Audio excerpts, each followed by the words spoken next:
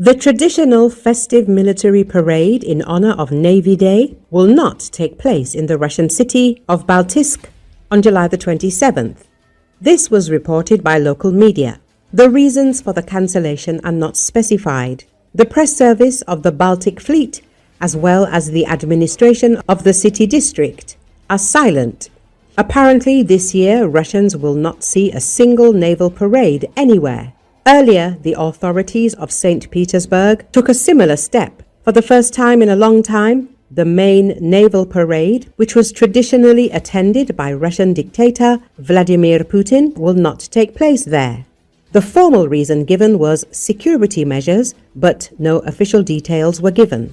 A similar situation is observed in the Far East. According to local media, the ceremonial events that have been cancelled in Vladivostok and Petropavlovsk-Kamchatsky. Here, too, we are talking about precautionary measures, although no direct reason has been given. The abrupt refusal to hold large-scale parades in strategically important coastal regions is a reaction to the increasing frequency of attacks by Ukrainian drones. In recent years, Ukrainian drones have repeatedly penetrated deep into Russian territory, including striking military infrastructure, including airfields, ships, and warehouses. The cancellation of such symbolic events, especially in the midst of a war, may indicate that the Kremlin is no longer confident in its ability to guarantee security, even at official celebrations. Outgunned, outmanned, and outspent, Ukrainian troops have kept up the fight against invading Russian forces for more than 3 years. They might easily have been routed were it not for Kiev's mass deployment of drones. Tens of thousands of the relatively cheap and expendable machines are now buzzing back and forth over the front lines, pinpointing Russian positions, gathering intelligence to anticipate impending assaults, colliding with enemy targets, or dropping bombs on them. By early 2025, drones were accounting for 60% to 70% of the damage and destruction caused to Russian equipment in the war, according to UK-based think tank, the Royal United Services Institute. Russia's military has developed a rival drone force and drawn up a traditional strength in electronic warfare to upgrade its anti-drone technology. Yet, Ukraine's highly adaptable drones continue to expose gaps and vulnerabilities in Russian defenses. In early June, drones launched from trucks hit airfields as far from the front as Siberia, damaging part of Russia's nuclear-capable long-range bomber fleet, according to Ukrainian officials.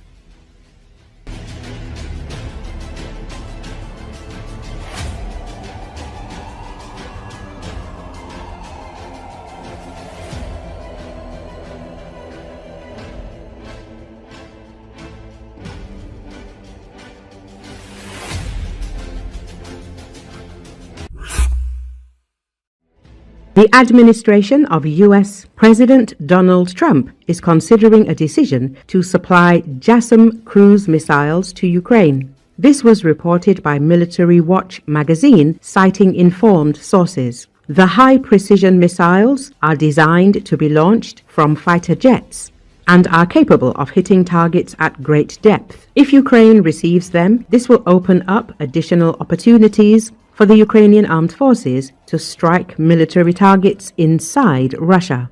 The delivery of JASSMs would significantly enhance the combat capabilities of the Ukrainian Air Force, especially when combined with F-16s.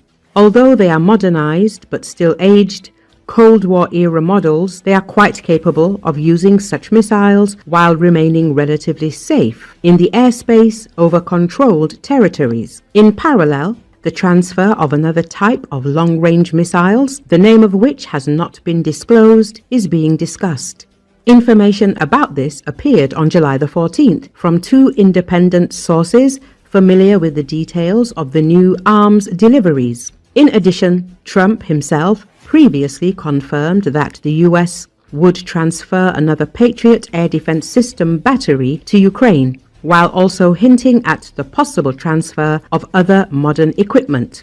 JASSM missiles were accepted into service by the U.S. military in 2003. They combine limited stealth capabilities with high accuracy and can carry a warhead weighing up to 450 kilograms. Today, only 4 countries operate the missiles, including Poland, which has received 110 JASSMs for its F-16s. The refusal to supply third countries, including South Korea in the 2010s, demonstrates the extreme sensitivity of this technology and explains why the US has so far refrained from transferring JASSMs even to allies. Previously, Ukrainian Su-27 and Su-24M have already been modified to use British and French Storm Shadow and Scalp cruise missiles, which are similar to JASSM in a number of characteristics. However, the limited European weapon stockpiles make supplies from the US particularly relevant. The transfer of JASSM is expected to significantly increase the value and effectiveness of Ukraine's F-16 fleet, which is beginning to be actively deployed as part of Western military support. For the Kremlin, this means only one thing: even facilities deep in Russian territory can no longer feel safe.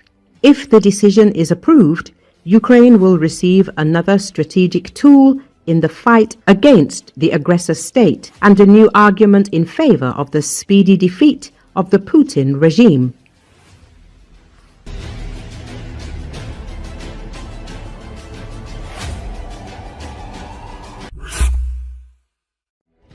Ukrainian Special Forces units have significantly increased the deployment of ground robotic complexes during military operations, with a recent demonstration of the Liut Fury robot showcasing its capabilities on the front lines of the Sumy region. The footage, captured exclusively by HUR, reveals the robot's precise operation in a hostile environment. Equipped with a PKT machine gun, the Liut robot is able to navigate difficult terrain, including areas with fallen trees and craters caused by explosions. As it moves, it maintains a stable connection and continuously transmits video footage to its command post, providing real-time intelligence. Upon reaching enemy positions, the robot uses its heavy machine gun to unleash a stream of fire, effectively neutralizing Russian occupiers. The robot's strategic placement creates a suppression point, allowing other Ukrainian forces to maneuver and advance with greater effectiveness.